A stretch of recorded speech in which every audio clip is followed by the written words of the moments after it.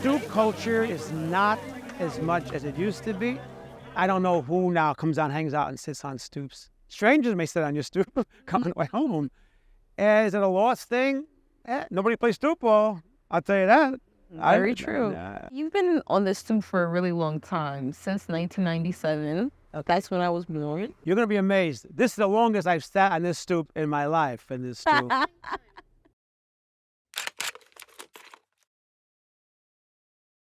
So how long have you been living in Brooklyn? My whole life, 67 plus years. I never lived anyplace else. Yeah, I grew up in Cobble Hill in a family, right, of a grandmother, father, mother, brother and sister, and upstairs I had uncles and aunts and my cousins, right? And the neighborhood was mostly, I would say, middle class that time, you know, Italian, Puerto Rican, Irish.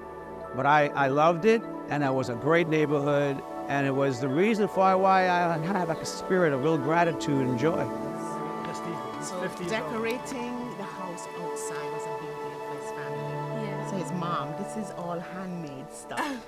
It's very Italian, right? Italian family have to do everything all together, all at once, or engagement. So it's a story, man. It's a Brooklyn story. It's an American story. This is me as a baby.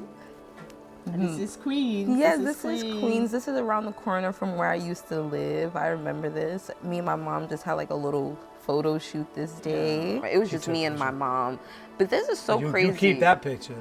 Because this house also isn't even there anymore.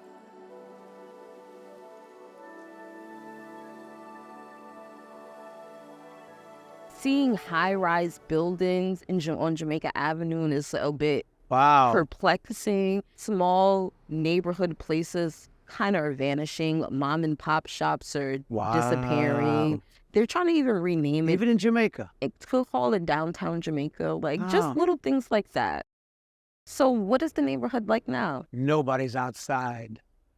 When I grew up, every stoop had somebody on it playing in the street, like a stoop ball, fist ball, box ball. Yeah. The ball's in the name, you played it. But other games too, like Ringo Livio, Hot Beans and Butter. Games that don't play anymore today. The streets are kind of quiet. Did you play Jacks? Jacks? That's a girl's game. All right.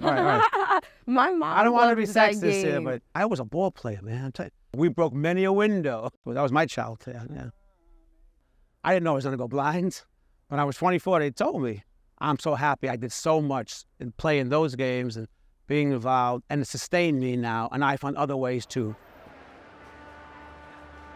You're doing what anybody would help a blind people do when he gives up to the person, okay? Yeah. I'm holding my stick up, I'm holding your right arm. Wherever you turn, left, right, drop down, that gives me an idea. We're getting past the book. Hi. We're getting past most of the brownstones now, right? Yes, we're close to the past How do I know what is brownstones. happening? Well, there's ramps, right? They'll tell you what a driveway may be. Yeah. Right? Does the concrete sound different, like from like the street? It's feel more than sound.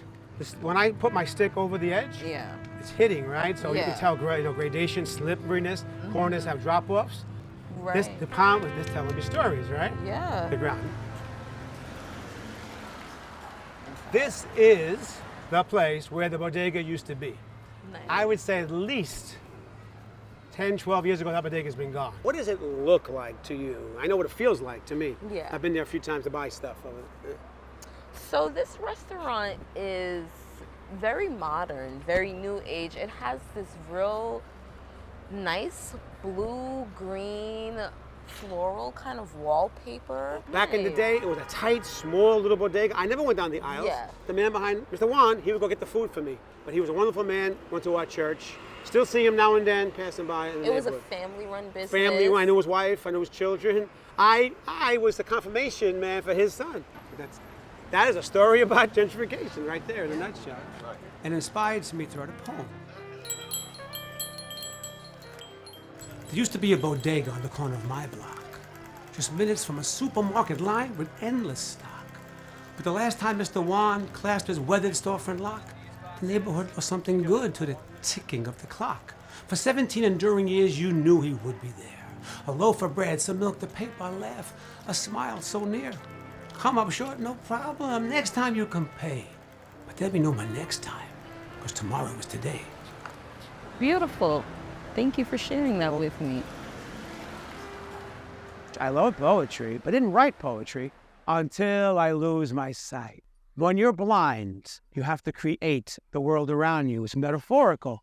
But now everything I have to experience is through my imagination. Can you tell me what you noticed and what you experienced when you first started going blind? I was about 24 years old, and I'm starting to notice night blindness, all right? And then peripheral vision. They mapped my retina, they sat me down. They said, Jimmy, you're gonna lose your sight. You have an uncurable, untreatable eye disease called retinitis pigmentosa, and it leads to blindness. Imagine having to tell somebody you're gonna lose your sight. I felt for that person. And progressively, year after year, I would see less and less. By 44, I was blind, legally blind. I'm a father, I raised my children started helping me get around.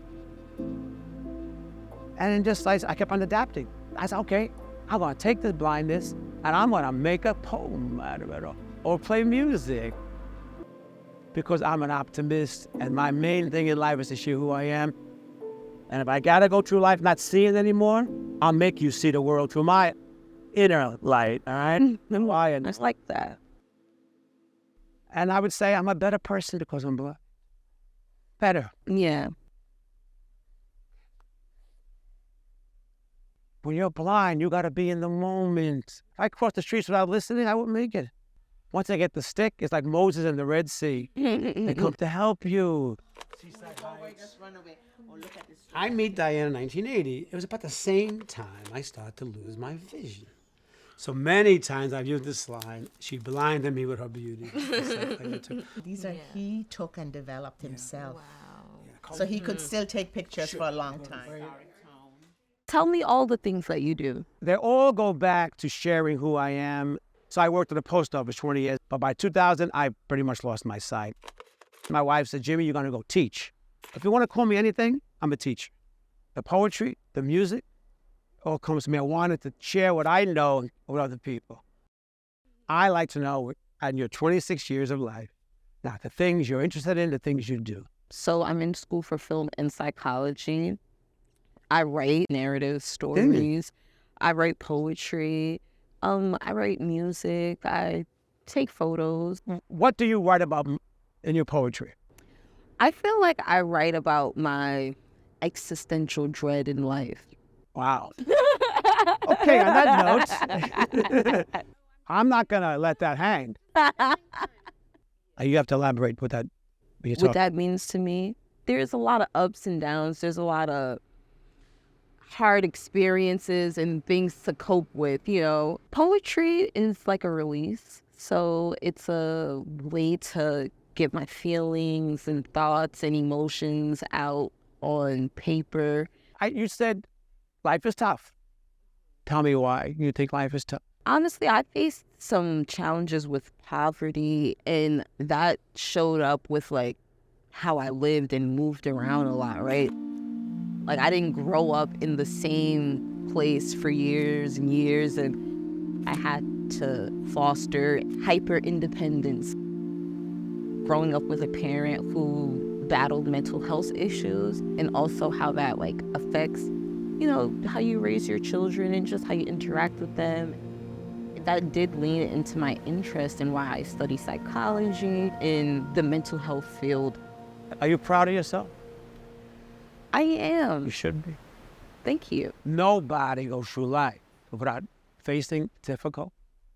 But you have a spirit that can be touched. Shanaya, I'd like to hear one of your poems, if you can share it. I'm sorry, I'm getting nervous.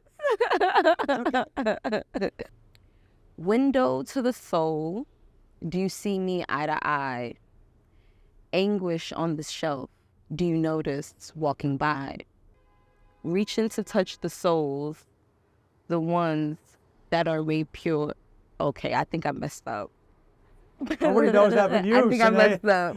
But there's nothing unnatural about you being nervous about sharing a very deep poem. You know, when you're blind, you don't see people. So it's like you could have 10 people here, you could have 2. See, if you close your eyes, it connects you to who you are right inside. You go right to those lyrics and you're going to hear them and feel them. We meditate, we kiss, we close our eyes. I think most people. It brings you to another deeper place. Try that. Try that when you recite. So this poem is called Window to the Soul. So, window to the soul, do you see me eye to eye? Anguish on the shelf, do you notice, walking by, reaching to touch the souls, the ones that are made innocent. Hope and purity could cleanse the dirt your soul's been dishing. You're more than you've been given. Take it, leave it, or risk it. The more you try to chase it, it leaves you gone in the distance. Hold on to those who love you. They'll never leave you alone. The decisions you make, it's yours. They're only for you to own. And that's it. Beautiful. That's perfectly titled. This is your soul. Did it help your high school? Yeah, I liked it. Yeah. Thank you.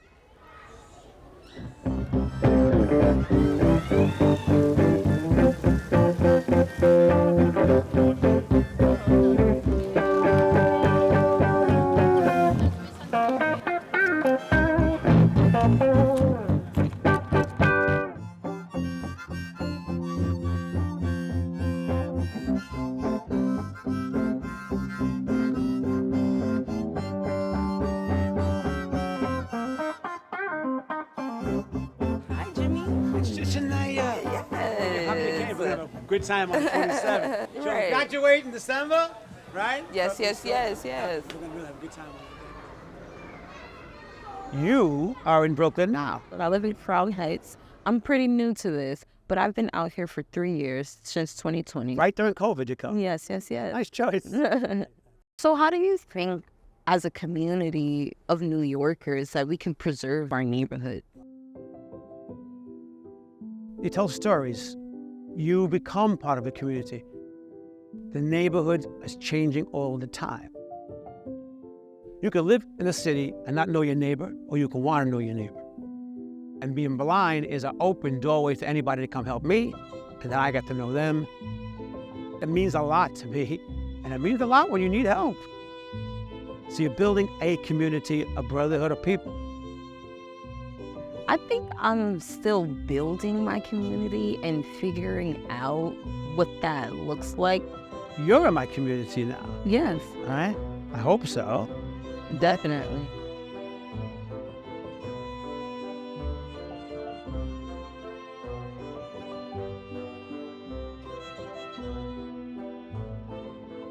I have a little surprise for you. When we were walking, you said, Jimmy, I don't have an harmonica. Now you do. I bought you a C harmonica. A harmonica? Yeah, that's a C. This is a C. That's why I chose C. Now, try it. Put your mouth clean. It's okay. Make sure deep side to the left. And now high side. Yeah. Harmonica.